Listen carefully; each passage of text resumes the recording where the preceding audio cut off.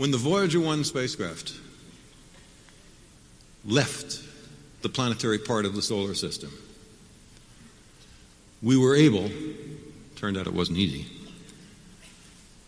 to get it to turn back and to photograph all the worlds it had left.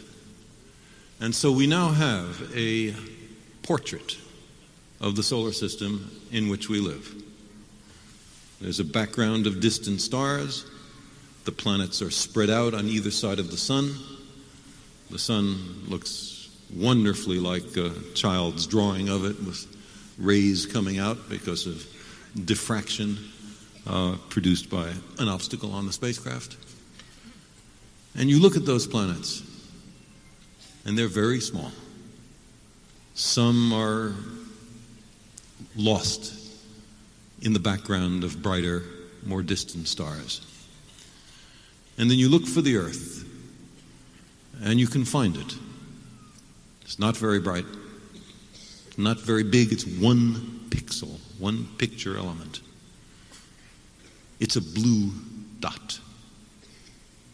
That's where we live. Our home is a blue dot.